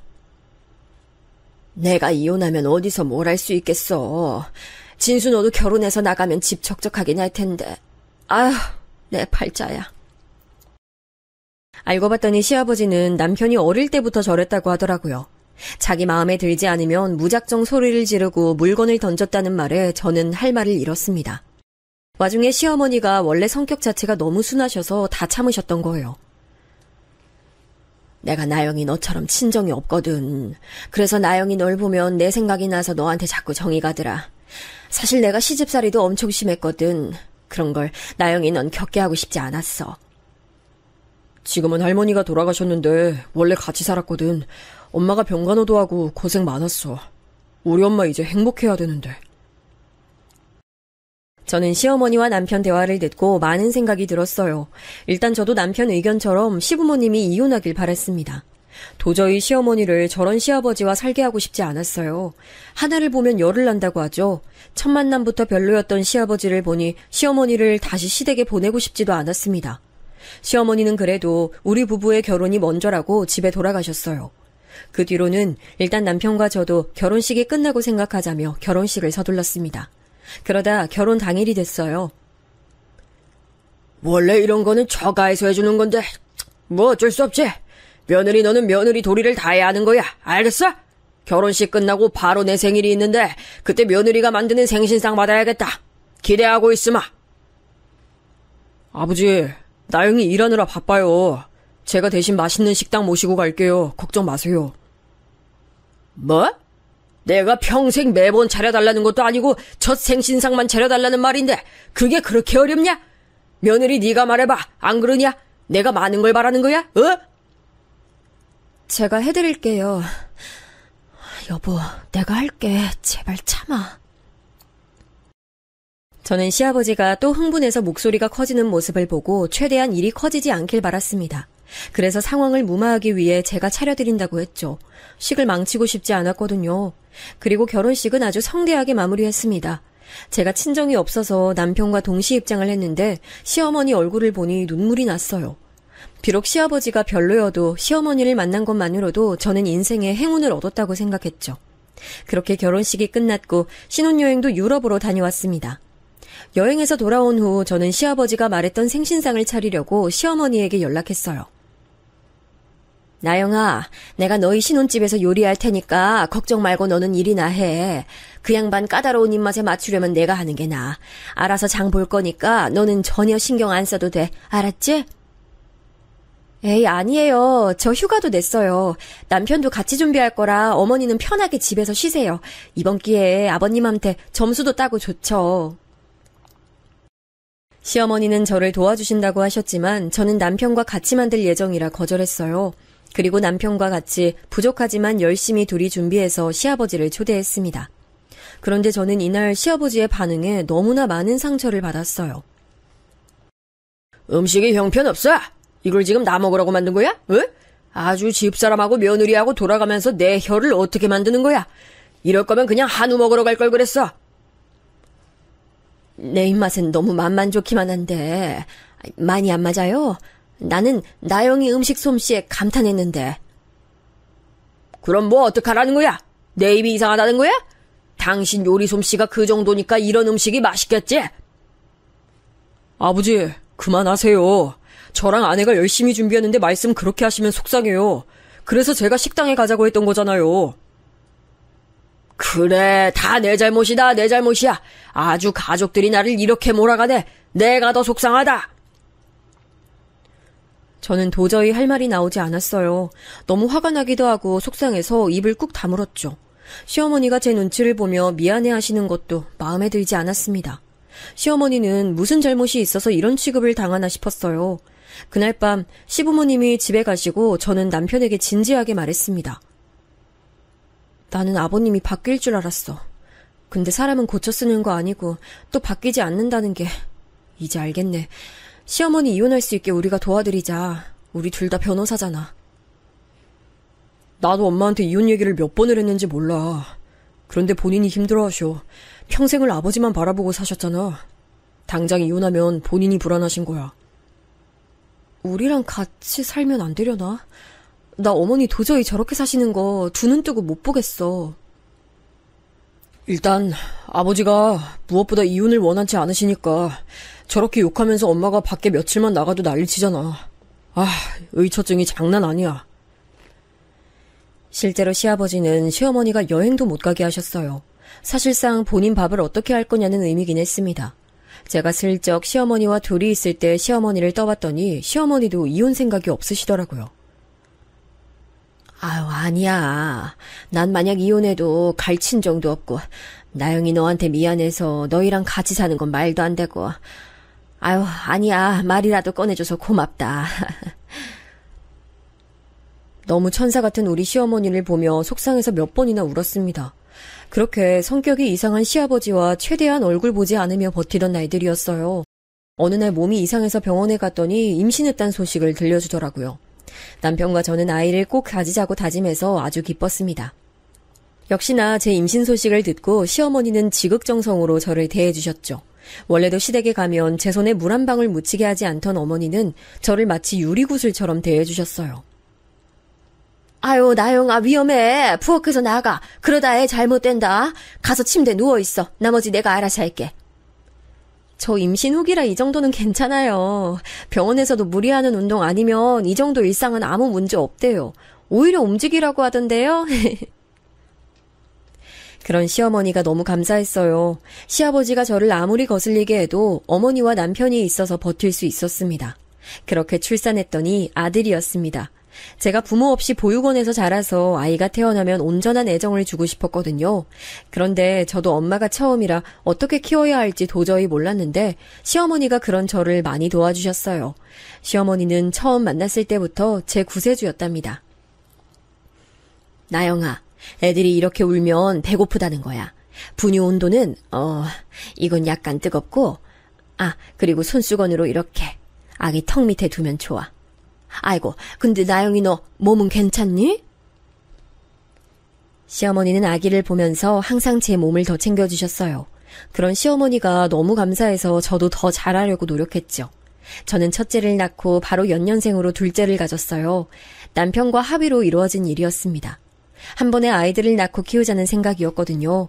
둘째도 아들이었습니다. 그리고 정말 너무 감사하게도 우리 아이들은 시어머니가 도맡아서 키워주셨어요. 나영이 네가 얼마나 힘들게 공부해서 변호사가 됐니? 아이들 육아는 전혀 신경 쓰지 말고 네 일에 집중해. 나도 마침 적적했는데 다행이지. 저한테 어머니는 인생의 은인이었습니다. 아이들도 어머니가 워낙 잘해주니까 할머니를 아주 좋아했어요. 다만 시아버지는 본인의 손자들인데도 애정을 크게 주지 않으셨습니다. 아유, 정신사나워. 뭔 놈의 애들이 이렇게 시끄러? 너희들 밖에 나가서 놀다 와. 시끄러워서 머리가 울리네. 아유. 시아버지의 예민함은 날이 갈수록 심해졌어요. 속으로 시어머니가 만약 이혼한다고 하시면 제가 시어머니를 변호하려고 했죠. 근데 굳이 제가 변호를 하지 않아도 되는 사건이 일어났습니다.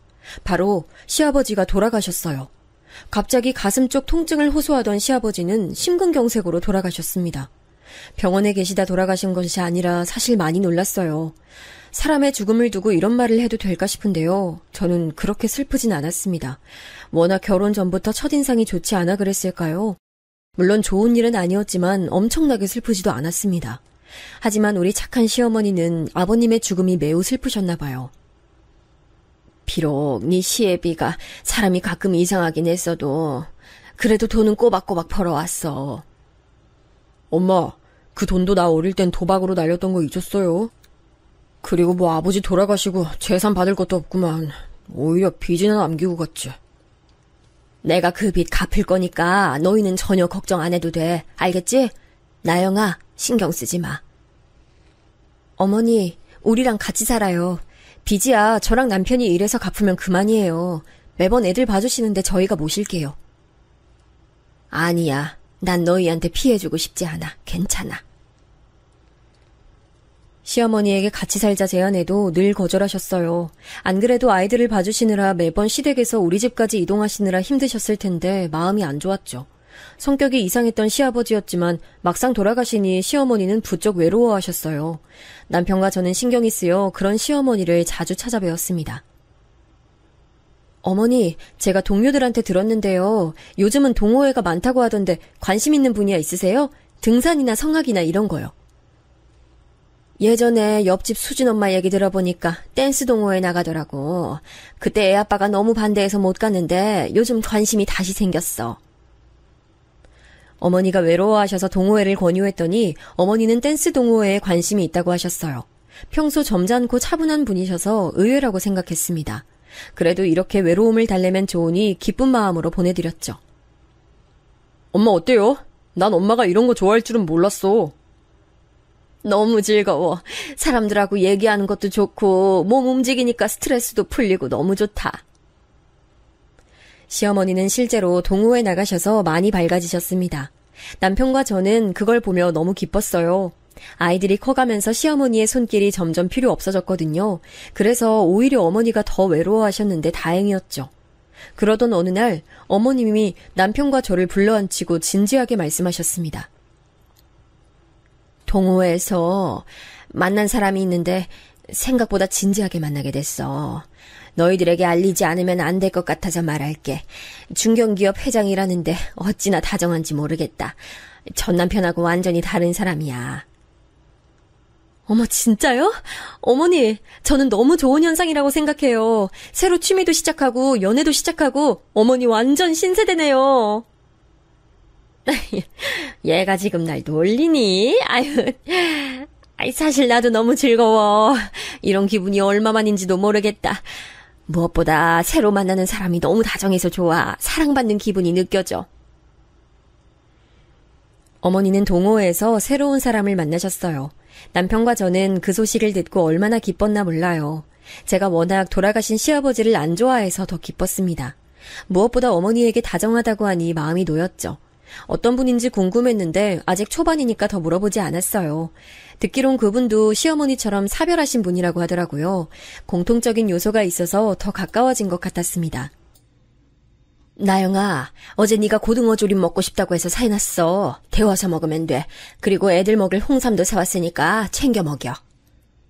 어머니, 언제 또 이걸 하셨어요? 너무 감사해요. 맨날 이렇게 받기만 해서 어떡해요? 네가 언제 받기만 했어. 이번 휴가도 나 데리고 부산 간다고 했다며. 나야말로 이렇게 잘 챙겨줘서 고마워. 시어머니가 연애를 시작하셔도 우리 가족에게 소홀하진 않으셨어요. 늘 언제나 우리 가족이 우선이셨죠. 그런 어머니를 보며 저도 우리 아이들에게 시어머니 같은 엄마가 되려고 노력했습니다. 남편도 저도 변호사라 맡은 사건이 많으면 너무 바쁘거든요. 둘이 바쁜 시기가 겹치면 사실 집안일은 신경을 못 쓰는데 그럴 때마다 어머니는 직접 오셔서 하나부터 10까지 다 해주셨어요. 빨래, 청소, 요리 뭐 하나 빠짐없이 해주셨죠. 그런 어머니가 너무 감사해서 휴가도 같이 가곤 했습니다. 이렇게 즐겁고 행복하게 지내던 어느 날이었어요. 내가 그 만나던 분이랑 재혼하게 될 것 같아. 고민이 많았는데 나도 이제 인생 즐기고 싶은 마음이 들어. 나영이랑 진수 너희만 괜찮다면 재혼해도 되겠니? 물론 재혼한다고 너희에게 소홀하게 대하거나 그러진 않을 거야. 엄마, 우리 생각 말고 엄마 인생 사세요. 그동안 우리한테 해준 게 얼만데요. 맞아요. 어머님 하고 싶은 거 다 하세요. 그리고 우리한테 이제 좀 소홀하셔도 돼요. 그동안 너무 감사했어요. 어머니는 만나던 그분과 재혼하게 됐다며 우리 부부에게 말씀하셨어요. 저는 그 말을 듣고 정말 기뻤습니다. 본격적으로 결혼식 올리기 전에 그분을 만나게 됐어요. 안녕하세요. 얘기 많이 들었습니다. 아들하고 딸 같은 며느리라던데 듣던 대로 인물도 훤하고 좋네요. 우리 어머니 잘 부탁드립니다. 워낙 마음이 여린 분이라. 아유, 걱정 마세요. 마음씨가 천사 같은 분이라는 건 저도 알고 있어요. 그런 마음에 제가 반하기도 했고요. 들어보니까 인생이 정말 다사다난했더라고요. 이제 남은 생은 제가 책임지고 행복하게 해드릴게요. 시어머니의 새로운 남편은 첫인상이 매우 좋았어요. 돌아가신 시아버지가 첫인상부터 별로였다면 이분은 달랐습니다. 듬직하고 자상한 모습에 저도 속으로 걱정했던 게 사라지는 느낌이었죠. 자세히 들어보니 생각보다 능력이 있는 사람이었습니다. 중견기업을 운영하던 사람이었는데 재력이 좋더라고요. 자상한데 재력까지 좋으니 저와 남편은 집에서 다행이라고 손을 붙잡고 얘기했습니다. 또 자식은 딸이 한 명 있는데 미국에서 살고 있다고 하더라고요. 아내와 사별하고 딸은 미국에 가서 얼마나 적적했나 몰라요. 그러다 순애 씨를 만나게 된 건데 첫눈에 반했습니다. 소녀처럼 웃는 모습에 제가 푹 빠졌어요. 나도 딱 처음 갔는데 어찌나 춤도 잘 추고 호탕한지 첫눈에 반했잖아요. 실제로 어머니가 재혼하는 분에게 푹 빠진 모습이 소녀 같아 귀엽게 느껴졌습니다. 그러면서 그 남자는 우리 부부를 본인 집으로 불러 초대하기도 했습니다. 그런데 초대를 받아서 갔더니 생각보다 더 으리으리한 집이었어요. 여보, 우리 엄마 드디어 행복하게 살 수 있나 봐. 이 집 크기를 봐, 세상에. 우리 어머니 평생을 고생만 하더니 웬일이야. 이런 집에서 살려면 얼마를 벌어야 되는 걸까? 남편과 저는 들어가기 전에 입을 떡하니 벌리고 대놓고 구경하기도 했죠. 그리고 결혼식을 잡고 시어머니는 그 집에서 살기 시작하셨어요. 처음엔 어머니가 너무 행복해하는 모습이 보이니 저도 즐거웠습니다. 그런데 시간이 지나면서 어머니 연락이 점점 뜸해졌어요. 나영아, 전화했었네. 지금 봤어. 내가 환경이 바뀌니까 적응하기 힘들어서 정신이 없나 봐. 별일 없지? 어머니, 걱정했어요. 저랑 남편이랑 애들은 너무 잘 지내고 있어요. 어머니는 어떠세요? 이번 명절에 찾아뵈려고 하는데 언제쯤 방문하면 좋을까요? 명절. 명절에, 아니, 나영아, 내가 조금만 이따 다시 전화할게. 지금 달력 보고 일정 조절해야 할 것 같아서. 알겠지? 고맙다. 네? 어머니! 시어머니는 원래 명절이 되면 우리 집으로 항상 오셨거든요. 특히 시아버지가 돌아가신 뒤에는 명절 연휴 내내 우리 부부와 함께 지내곤 하셨어요. 근데 재혼하고 그 집에 들어가자 아예 명절엔 만날 수 없었습니다. 재혼했으니 새로운 가족이 생긴 거잖아. 그러니까 우리도 이해하자. 엄마가 그렇게 하고 싶다면 그렇게 해주는 것도 효도라고 생각해. 그렇긴 하지. 그냥 나는 어머님한테 무슨 일이 일어난 건 아닐까, 그게 걱정인 거야. 내가 너무 잔 걱정이 많지. 가만 보면 내가 우리 엄마 아들인 게 아니고 당신이 우리 엄마 딸 같아. 너무 사서 걱정하지 말자. 알겠지? 그래도 전화도 하고 연락은 잘 되니까 시간 나면 보러 가자.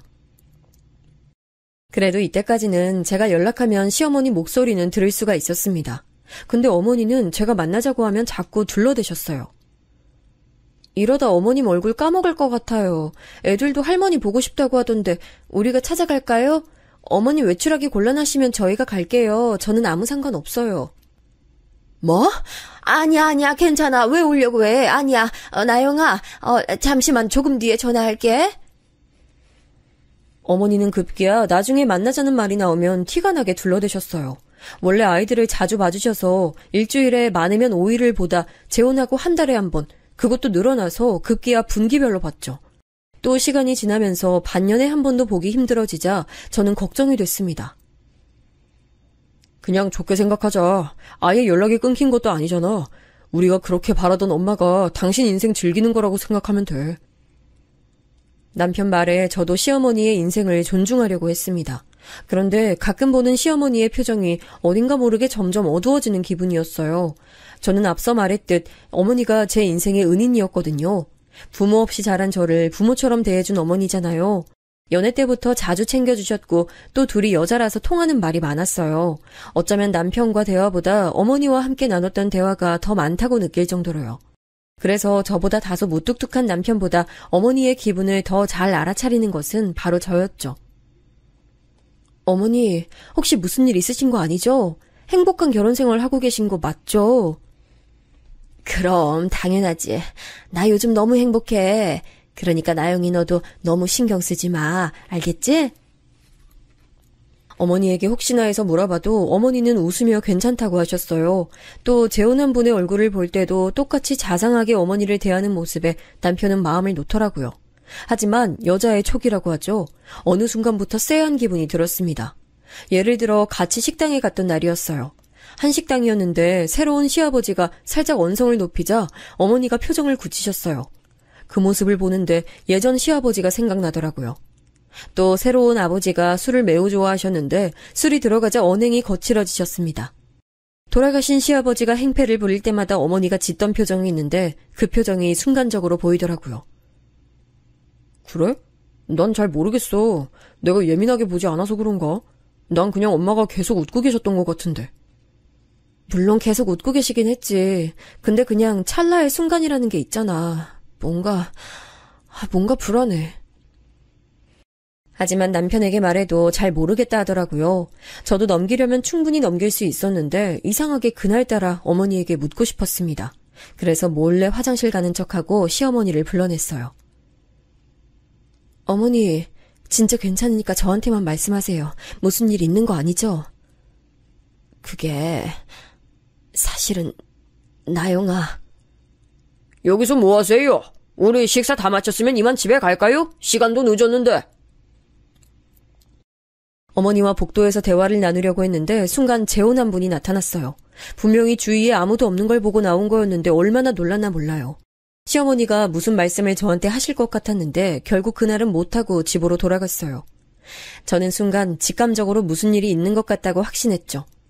그리고 우연처럼 어머니는 그날 이후로 연락이 끊겼습니다. 여보, 이상해. 원래 전화는 그래도 계속 받으셨는데 이젠 전화도 안 받으셔. 무슨 일 있는 거 아니야? 에이, 아니야. 그리고 저번에 들었잖아. 새아버지가 우리한테 건물도 중요하신데 우리 열심히 살았더니 이렇게 복받나 봐. 건물이 뭐가 중요해. 나 그런 거 필요 없어. 당신하고 나랑 돈을 못 버는 것도 아니잖아. 나 왜 이렇게 어머니가 걱정이 될까? 실제로 저번 만남 때 새아버지는 우리 부부에게 잘 대해주셨어요. 특히나 중견기업 회장이라 돈이 많았거든요. 아이들 교육도 관심이 많으셨죠. 남편은 제가 괜한 걱정을 하는 거라며 걱정하지 말라 하더라고요.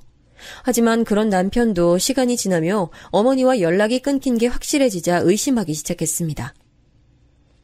당신이 엄마랑 마지막으로 연락한 게 언제라고 했지? 3달 전. 그때 우리 식당에서 본 이후에 어머니랑 연락한 적 있어? 나 이렇게 어머니랑 연락 아예 안 되는 건 정말 처음이야. 나 안 되겠어. 어머님 뵙고 올게. 난 이번에 맡은 사건이 있어서 안 될 것 같아. 당신이 혼자 가보고 무슨 일 있으면 연락해줘. 결국 바쁜 남편을 대신해 제가 가게 됐어요. 그리고 이날의 기억은 절대 잊을 수 없습니다. 오늘 사연의 핵심도 바로 이날 일어났던 일입니다. 아이들을 학교에 보내고 저는 회사에 연차를 내고 어머니가 계신 곳으로 갔어요. 몇 번 가본 적이 있는 곳이라 어렵지 않게 찾아갈 수 있었습니다. 그런데 도착해서 아무리 초인종을 눌러도 반응이 없었어요. 원래는 금방 일하시는 분이 대답하셨는데 어쩐 일인지 반응이 없었습니다. 순간 이건 무슨 일이 있는 것 같다는 생각이 들었어요. 저기요, 안에 누구 없어요? 어머니 저 왔어요. 문을 쾅쾅 두드리며 대문 앞에 떠나지 않았습니다. 몇 분 뒤 대문이 열렸어요. 아이고, 안녕하세요. 어쩐 일로 오셨어요?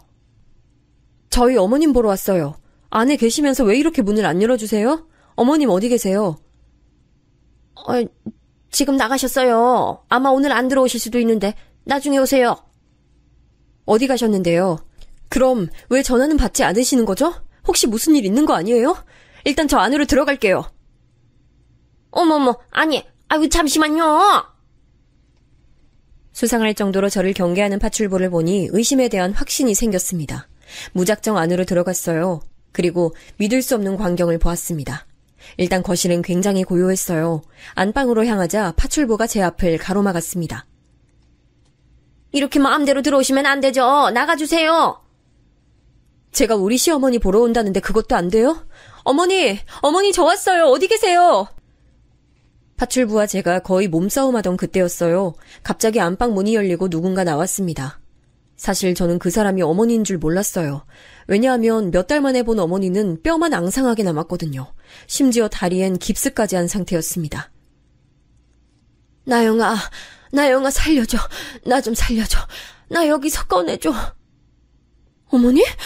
어머니 맞아요? 이게 무슨 일이야, 세상에. 저를 말리는 파출부를 떼어놓고 어머니에게 달려갔습니다. 어머니는 저를 붙잡고 자기를 빼달라며 울부짖었어요. 파출부가 급하게 누군가에게 전화하는 모습이 보였습니다. 뭐?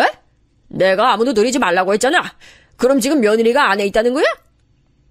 그래, 나 안에 있다. 우리 어머니한테 무슨 짓을 한 거야? 당신 책임져! 나 이거 절대 그냥 안 넘어가, 이 사람아! 시어머니를 데리고 나온 후 남편에게 바로 전화해서 상황을 알렸어요. 남편도 하던 일을 멈추고 당장 그 저택으로 달려왔습니다. 어머니, 이게 무슨 일이에요? 그동안 어떤 일이 있었던 거예요? 저는 어머님이 행복한 결혼 생활하고 있는 줄 알았단 말이에요. 저 너무 속상해요. 내가 미안하다. 나도 몰랐는데 이 사람이 술을 마시면 이상행동을 하던 사람이야. 예전 남편처럼 물건 던지고 과격한 행동을 하더라고. 그러면 저희한테 말씀하셨어야죠. 저랑 남편은 그것도 모르고. 그래서 그때 말하려고 했는데 이 사람 눈치도 보이고 또 너희한테 금전적으로 도움을 주는 걸 아니까 나만 참으면 된다 했지. 그때 식당에서 돌아오고 감시가 심해졌어. 그래서 나영이 너한테 연락도 못했던 거야. 내가 미안해. 어머니 말은 충격적이었어요. 알고 봤더니 시어머니의 재혼남은 예전 아버지처럼 행동이 과격하고 문제가 많은 사람이었습니다. 도착한 남편에게 상황을 설명했더니 남편은 오열했어요. 난 엄마가 그런 상황에 처한 줄도 모르고 나영이가 계속 엄마 걱정할 때도 아니라고 했는데 너무 죄송해요. 나 진짜 저 사람 절대 용서 못해요. 내 모든 걸 걸고 망하게 할 거야. 남편은 제가 그동안 시어머니 걱정할 때 아니라고 했던 본인을 원망하며 자책했어요. 그리고 그 뒤로 어떻게 됐냐고요? 실제로 남편과 저는 둘이 힘을 합쳐 시어머니를 이혼시켰죠. 그래, 이혼할게. 이혼할 테니까 제발 기업은 그대로 놔줘. 내가 무릎 꿇고 빌게. 제발. 원하는 게 뭐야? 돈이야? 원하는 만큼 줄게. 제발 기업은 지키게 해줘. 내가 잘못했어. 죽은 듯이 살게. 제발. 이미 늦었어요. 당신은 상대를 골라도 잘못 골랐어. 우리 어머니가 당신한테 이런 취급받을 사람으로 보여요? 남편과 저는 이혼해서 멈추지 않았어요. 이혼은 당연했고 재혼남의 기업 비리를 조사했습니다. 우리가 변호사라 얼마나 다행인지 몰라. 내가 아까 자료 받은 거 보니까 할 수 있는 비리는 다 저질렀더라. 횡령 이거는 아예 빠져나가질 못하겠는데. 내가 이건 볼 테니까 자기는 다른 쪽 봐줘. 아예 싹을 잘라내야지. 알겠어 여보. 항상 고마워. 우리 어머님 돕는 일이라면 당연히 해야지. 당연한 건데 뭘. 시어머니의 정신적인 충격을 벗어나게 하려면 당연한 선택이었습니다. 결국 재혼남은 이혼과 더불어 기업도 망했어요. 억울합니다. 억울해요. 이렇게 깜빵에 들어갈 순 없어. 할 수 있는 모든 죄를 다 씌우니 그 사람은 결국 교도소에 들어갔습니다. 어머니, 걱정 마세요. 그 사람 지금 교도소 들어갔어요. 그리고 이제는 우리랑 같이 살아요. 제가 오히려 걱정돼서 안 되겠어요. 나도 이제 불안해서 엄마랑 같이 살래요.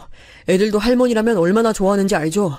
이제 제발 남은 인생이라도 행복하게 살아요. 우리가 잘할게요. 내가 너희를 볼 낯이 없다.